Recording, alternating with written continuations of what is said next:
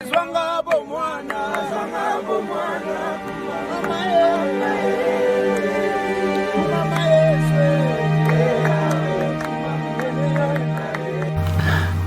kembo na tata Nzambi yetu amazulu. Au nom puissant de Malaki Makongo, Malaki Mankeli, Isaya Kongo, notre puissant roi qui vient bientôt délivrer son peuple dispersé au-delà des fleuves de couches, comme c'est écrit dans le Koma de Bankaka, notamment dans le livre de Sophonie chapitre 3 verset 10 à 20, confirmé dans Ésaïe chapitre 18 verset 1 à 7. Le peuple du Dieu éternel, créateur des cieux et de la terre, est dispersé au-delà des fleuves de l'Éthiopie, traduit comme Éthiopie mais mal traduit car le mot c'est couche, c'est-à-dire l'ancienne Nubie, de l'Afrique centrale jusqu'en Afrique du Sud. C'est là où sont dispersés le peuple du Dieu vivant. Donc, Beluka à tous ceux qui font un travail magnifique pour nourrir ce peuple, Beluka à tous nos bien-aimés frères et sœurs. Donc aujourd'hui, on va voir quelque chose d'intéressant pour vous amener à la compréhension qui s'appelle le Bina. Le Bina, c'est un Bina qui veut dire action d'avaler. C'est la compréhension, c'est l'étude, c'est comprendre les choses facilement. Ok? Donc aujourd'hui, on va vous donner une parabole avant de commencer pour comprendre cette vidéo, dont on voudrait qu'elle soit courte. Ok? Donc il y avait un homme qui s'appelait Toula. Cet homme voulait rencontrer des gens, mais malheureusement, tous ceux qu'il rencontrait s'éloignaient de lui. Donc il essaie d'approcher les gens, mais les gens s'éloignaient de lui. Donc il ne comprenait pas pourquoi les gens s'éloignaient de lui. Chaque fois qu'il s'approchait des gens, les gens se levaient et fuyaient. Il ne voulait pas rester à côté de lui. Alors, un jour, il était resté là triste, il commençait à pleurer. Il ne comprenait pas, oh mon Dieu, pourquoi je suis comme ça? Pourquoi personne ne veut s'approcher de moi? Alors, il rencontra en route un homme qui s'appelait Yéla. Alors, cet homme Yéla est venu, il s'approcha de lui, il lui posa la question, mais pourquoi pleures-tu? Alors, Toula lui répondit, il lui dit que voilà, j'essaie de m'approcher des gens, mais personne ne veut s'approcher de moi, venir vers moi, tous s'éloignent de moi. Alors Yéla lui dit que mon frère, tourne-toi. Il se tourna et il sentit que, ah, mais mon frère, mais tu ne sens pas bon. Il lui dit, ah, mais pourquoi tu dis ça que je ne sens pas bon? Mais regarde derrière toi, tu as des excréments partout. Il lui dit, ah, mais sérieux, mais personne ne m'a dit que j'avais des excréments partout. Si je savais, je n'allais pas m'approcher des gens. Si j'avais savais que mes habits étaient, mais moi je suis pauvre, je n'ai rien. Je n'ai rien, c'est pourquoi c'est les mêmes habits que je porte. Alors, le monsieur Yéla lui dit, bon voilà, tiens, prends un peu d'argent, achète-toi des habits propres, et puis apprends à les laver. Même si tu n'as pas d'argent pour les laver, tu vas dans une rivière, tu t'achètes un savon avec l'argent que je te donne, pour que tu apprennes à laver tes habits. Alors Toula remercia Yéla de l'avoir donné de l'argent pour qu'il s'achète de nouveaux habits. Alors, qu'est-ce qu'il fit? Il alla acheter de nouveaux habits, il porta des habits plus propres. Et chaque fois maintenant qu'il s'approchait des gens, les gens venaient vers lui. Il constata la différence. Il vit qu'il n'avait plus des habits qui sentaient mauvais, qui sentaient les excréments. Mais chaque fois qu'il s'approchait des gens, les gens s'approchaient de lui et commençaient à apprécier sa sagesse. Donc, voilà un peu l'histoire pour vous résumer ce qui se passe. C'est-à-dire que cet homme Toula avait un obstacle. L'obstacle, c'est quoi? C'est les habits qu'il portait. Ces habits l'empêchaient de rencontrer des gens. C'était un obstacle pour qu'il accomplisse ses objectifs. Son objectif, c'était de quoi? C'était de rencontrer des gens, d'être autour des gens. Mais cet obstacle qui était ces habits l'empêchaient de rencontrer des gens. Donc, dans la vie, nous avons des obstacles dont nous ne connaissons pas. Ok? Nous avons des obstacles qui nous empêchent d'accomplir nos objectifs. Maintenant, en ce qui concerne le peuple du Dieu vivant qui est dispersé au-delà des fleuves, il faut savoir que ce peuple a des obstacles. Des obstacles que ce peuple lui-même, il le gère, ce sont aussi des obstacles que ses ennemis l'ont mis pour le faire toujours trébucher. Ok? Il faut se lever. Il faut être fort maintenant. Ce n'est plus la blague. Les Ngoïs nous ont piétinés, il faut les piétiner maintenant. Ok, mes frères et sœurs? Donc, bien aimés frères et sœurs, donc aujourd'hui on a parlé tout à l'heure, on vous a donné une parabole, on a parlé de ce qui se passe. C'est que, bien aimés frères et sœurs, c'est que quand il y a un obstacle, cet obstacle-là t'empêche d'avancer. Nous avons vu tout à l'heure l'exemple de Toula.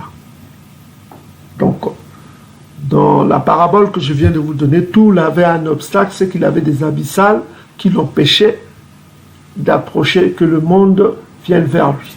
Donc le monde s'éloignait de lui. Tout le monde s'éloignait de lui à cause de ses habits. Et lui, il ne le savait pas. Il n'avait pas la connaissance. Il n'avait pas la compréhension. Mais qui lui a donné la compréhension, c'est Yéla. Yéla est venu vers lui, lui a donné ce qu'on appelle la compréhension, ce qu'on appelle le bina, en termes hébreux. Bina, en langue congo, qu'on appelle bina. Et quand il a reçu le bina, il l'a avalé. Il a appris ça, il a pris en compte et il a fait ce que Yéla lui a dit. Et quel est le résultat? C'est que les gens commençaient à s'approcher de lui quand il a enlevé les abyssales. Est-ce que vous commencez à comprendre, mes bien-aimés frères et sœurs? Donc, allons pour comprendre cette parabole dans Ésaïe chapitre 59. Que dit le commun ici? Ésaïe 59 dit ceci. Hein? Donc, nous avons un nouveau site qui s'appelle l'évangile.com. Hein? Vous allez ça dans l'évangile.com, vous sélectionnez, vous lisez, vous allez dans texte, vous prenez Strong Concordance, vous avez les comparateurs, vous avez tout ça, la Bible à noter. Donc, lire la Bible, vous allez dans Louis II plus Strong. Donc, vous pouvez faire la lecture avec des références hébraïques hein, qui sont simples. Okay? Donc, c'est un bon site que je viens de découvrir, je vous le partage, qui s'appelle l'évangile.com. Ok? Ça s'écrit comme ça, l'évangile.com. Ok? Donc, pour lire la Bible et avoir des textes hébreux en même temps. Donc, ici, on dit dans Ésaïe chapitre 59, on dit que non, la main de Tatanzambi n'est pas trop courte pour sauver, pour faire le yissa, ni son oreille trop dure pour entendre. Donc, nous savons que Tatanzambi n'écoute pas les prières des pécheurs. Yokana, Jean chapitre 9, verset 31. Ok? Donc, tous ceux qui se détournent de la loi, ils ne les écoutent pas. Proverbe chapitre 28, verset 9 le confirme. Donc, ici, on dit que non, la main de Tatanzambi n'est pas trop courte pour sauver, ni son oreille trop dure pour entendre. C'est-à-dire entendre quoi? Nos prières, nos revendications. Verset 2. Qu'est-ce qui fait cela pour que Tatanzambi n'écoute pas nos prières, nos revendications? Donc, voici l'obstacle. Verset 2 va nous donner l'obstacle. L'obstacle, c'est quoi? Mais ce sont vos crimes qui mettent une séparation entre vous et votre Dieu. Donc, ce sont nos crimes qui mettent une séparation. Donc, nos faits qui sont contraires aux faits, aux exigences de Tatanzambi, c'est ça qui met une séparation. Une séparation. Point virgule. Ce sont vos péchés qui vous cachent sa face et l'empêche de vous écouter. Donc les péchés du peuple sont des obstacles pour que le Très-Haut nous écoute, pour que le Très-Haut agisse en notre faveur. Donc ce qui se passe, c'est qu'il y a des péchés qui nous empêchent. Mais c'est quoi le péché? Le péché, c'est quoi? Donc ce qu'il faut comprendre, c'est quoi le péché? Donc pour cela, on va aller... Parce que c'est ça l'obstacle. Il faut connaître l'obstacle pour que nous soyons aptes à enlever cet obstacle, comme nous avons vu tout à l'heure avec la parabole, c'est-à-dire les abyssales qu'avait tout là. C'est ça qui l'empêchait, ok, qui l'empêchait de faire des rencontres, que les gens s'approchent de lui. Et qu'est-ce qu'a fait tout là? Yéla lui a dit quoi? Yéla lui a conseillé d'enlever les habits. Comme il était pauvre, Yéla lui a donné l'argent pour s'acheter des habits neufs afin que les gens s'approchent de lui. Effectivement, il achetait des habits neufs et les gens commençaient à s'approcher de lui. Est-ce que vous commencez à comprendre? Donc, l'obstacle qui empêche le peuple d'être écouté par le Très-Haut, que le Très-Haut les sauve, que le Très-Haut agisse, cet obstacle, c'est quoi? C'est le péché. Le péché. Est-ce que vous commencez à comprendre, mes frères et sœurs? Maintenant, on va examiner c'est quoi le péché. C'est pour cela qu'on va aller dans 1 Jean, chapitre 3, verset 4. On va voir ce que dit le coma en ce qui concerne le péché, mes frères et sœurs. Donc, prenez vos Bibles, allez dans 1 Jean, chapitre 3, verset 4. Ok, mes frères et sœurs? Pour qu'on comprenne cet obstacle et qu'on comprenne ce qu'il faut faire pour que nos prières soient écoutées par le Très-Haut. Donc, que dit le coma? Dans 1 Jean chapitre 3, verset Yokana, Jean, son nom n'était pas Jean, c'était Yokana. 1 Jean chapitre 3, verset 4. On dit ceci: quiconque pêche transgresse la loi. Quiconque pêche transgresse la loi. Donc ici, on parle de la loi de Massa, qui est la loi de Tatanzaya, selon Néhémie chapitre 8, verset 8. Donc quiconque pêche transgresse la loi. Écoutez attentivement. Et le péché, c'est quoi? Est la transgression de la loi. Donc on traduit que le péché se définit comme quoi? Le péché, c'est la transgression de la loi. Or, que dit la loi? La loi nous demande quoi? La loi nous demande d'éviter l'idolâtrie. L'idolâtrie. C'est-à-dire ne pas aller vers les dieux qui ne sont pas le Dieu de la Bible. Le Dieu du coma, de notre héritage. Le Dieu qui a parlé dans ce livre-là. Il ne faut pas aller vers les dieux égyptiens. Hein? Quelles que soient les convictions des panafricanistes que vous avez un éventail de panafricanistes qui vont vous prêcher sur YouTube, tout ça comme ça, pour vous pousser vers les dieux égyptiens. Donc celui qui aime Tatanzambi va éviter ce qu'on appelle l'idolâtrie. Aller vers les dieux des Ngoï, les dieux égyptiens. Celui qui aime Tatanzambi va éviter d'aller vers les dieux des Ngoï, des dieux des Ishmaélites. Il ne va pas aller dans la religion des Ishmaël, notamment l'islam, tout ça comme ça. Il va éviter ces religions-là. Il ne va pas aller dans le christianisme édomite qui lui demande le libre arbitre. Dieu aime tout le monde alors que Dieu n'aime pas tout le monde. On l'a prouvé dans nos vidéos précédentes. Romains chapitre 9, verset 13. Ok? Il va aller dans le christianisme édomite qui lui donne la liberté de faire ce qu'il veut. Ok? De manger de tout ce qui se vend au marché.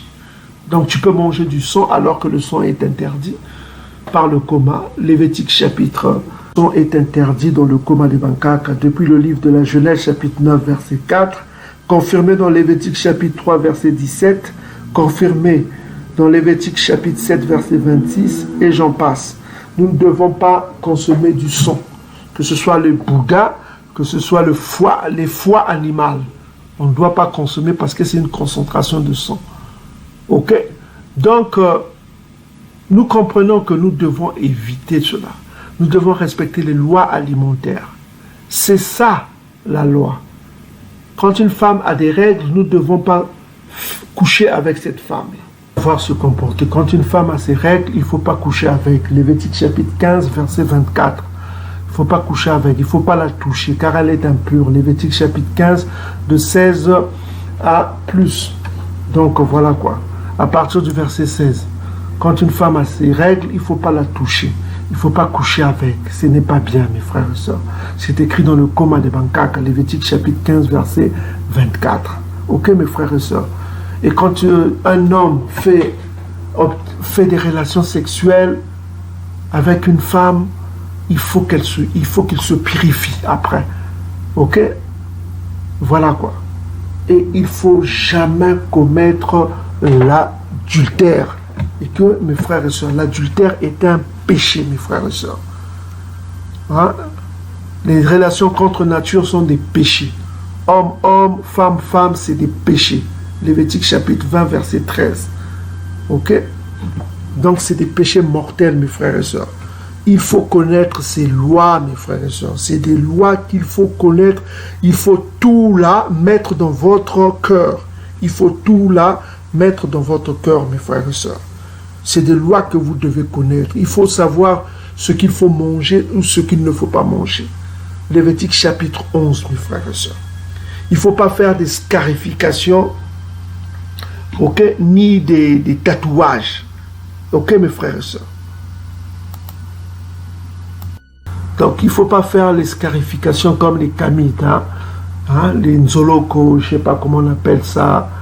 Voilà quoi. Il ne faut pas faire les scarifications comme les kamites. Lévitique chapitre 19, verset 28. Il ne faut pas faire comme les japhétistes en mettant des tatouages. Il ne faut pas mettre des tatouages comme les ngoïs. Lévitique chapitre 19, verset 28, mes frères et sœurs. Mais aussi, il faut éviter l'adultère, mes frères et sœurs. Ne prends pas la femme de ton prochain, ne la regarde pas. Fût-elle belle, tu détournes tes yeux, ne la convoite pas, ne la drague pas. Dès que tu vois une femme, si elle te dit que je suis marié, j'ai mon copain, j'ai mon ami, ne la touche pas, ne la convoite pas. Ne prends pas aussi une femme ngoï. Ok, mes frères et sœurs? Ne prends pas une femme ngoï, c'est un péché. Le ngoï a besoin de sa femme, car Tata Nzambi a créé chaque peuple avec ses femmes pour que ce peuple-là se reproduise. Un japonais a besoin d'une asiatique pour reproduire, parce que c'est ainsi qu'on les a créés avec leurs yeux bridés. Un édomite a besoin d'une femme édomite pour se reproduire.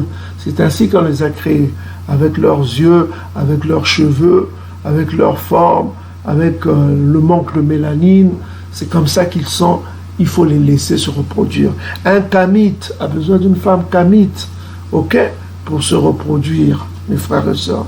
Il a besoin d'une femme de l'ethnie de ses pères. Un Peul a besoin d'une femme Peul. Un Wolof a besoin d'une femme Wolof. C'est pour que ce peuple-là se multiplie entre eux. Mais vous les Bantous, pourquoi aller prendre la femme d'un autre peuple? Le peuple-là n'a pas besoin de sa femme. Ok? C'est un grand crime. Néhémie chapitre 13, verset 27. C'est un grand crime. Et si tu l'as fait, il faut te repentir. Il faut faire le divorce. Ezra chapitre 9, Ezra chapitre 10 te dit comment divorcer. Ok? Même si tu as des enfants avec, tu laisses les enfants avec la femme, tu divorces. Ok, mes frères et sœurs? Si c'est une femme, tu laisses les enfants avec l'homme et tu divorces. Ok, mes frères et sœurs? Donc, il faut connaître les lois de Tata Nzambi, mes frères et sœurs. C'est important de connaître les lois. C'est en ne pas respectant ces lois, c'est pourquoi Tata Nzambi ne nous écoute pas. Ok? Quand vous ne respectez pas les lois de Tata Nzambi n'écoute pas vos prières. Même si vous êtes à 20, c'est important de connaître ces lois pour que Tata Nzambi nous écoute. Donc, bien aimé, il faut connaître ces lois. Quand tu vis avec des gens, il ne faut pas prendre la femme de l'autre, il ne faut pas la convoiter. Ok? Exode chapitre 20, verset 14. Lévitique chapitre 20, verset 10. Ok? Tu ne commettras pas d'adultère. Deutéronome chapitre 5, verset 18. Tu ne commettras pas d'adultère. Proverbe chapitre 6, verset 32. Tu ne commettras pas d'adultère. Ne prends pas la femme d'autrui. Ne la regarde pas. Ne la convoite pas. Laisse-la tranquille, mes frères et sœurs. Ok? Si tu vois une femme ngoï, ne la convoite pas, mon frère. Pourquoi prendre une femme ngoï alors que Tata Nzambi t'a donné beaucoup de femmes dans ton peuple? Ok? Pourquoi la femme Congo va être seule, célibataire, alors que toi, qui es Congo, tu as la possibilité de prendre cette femme et de multiplier la race des Congo? Pourquoi la femme Louba, israélite, va être seule alors que toi tu es Louba? Tu vas abandonner cette femme Louba, tu vas prendre une femme Ngoï. Pourquoi cela? C'est un crime. C'est un grand crime aux yeux de Tata Nzambi et de mes frères et sœurs. Donc il faut connaître les lois de Tata Nzambi. En connaissant les lois de Tata Nzambi, tu dois connaître ce que tu dois faire et ce que tu ne dois pas faire, mon frère. Ok? Tu ne vas pas voler la virginité d'une femme, d'une jeune fille. Ok? Alors que ses parents ne t'ont pas donné le droit. Tu ne vas pas prendre cette femme, tu vas coucher avec et puis tu vas l'abandonner. Ça, c'est la fornication, mon frère. Tu n'as pas fait le kangalupango avec cette fille.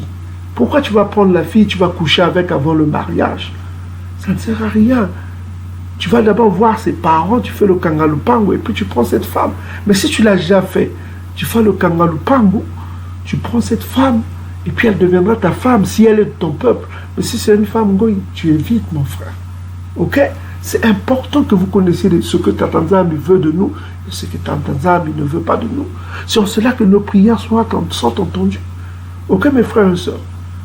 Donc, évitez de vous raser la barbe, c'est un péché. Gardez vos barbes, c'est la loi. Lévitique chapitre 19, verset 27. Lévitique chapitre 21, verset 5. Il ne faut pas vous raser la tête comme des kamites. En vous rasant, faisant la boule à zéro, c'est interdit. Il faut garder vos cheveux. Ok? Je ne vous demande pas d'avoir des longs cheveux parce que c'est une honte. Ne faites pas comme le Jésus édomite. Ok, mes frères et sœurs? Non, un homme doit avoir les cheveux à la mesure du possible, court, et garder sa barbe. Le bon tout doit être comme ça. C'est la beauté. Vous ne voyez pas, le lion est différent de la lionne. Ok? Donc, à chaque personne, sa femme, sa place. Et vous, les femmes, bon tout, habillez-vous d'une façon digne.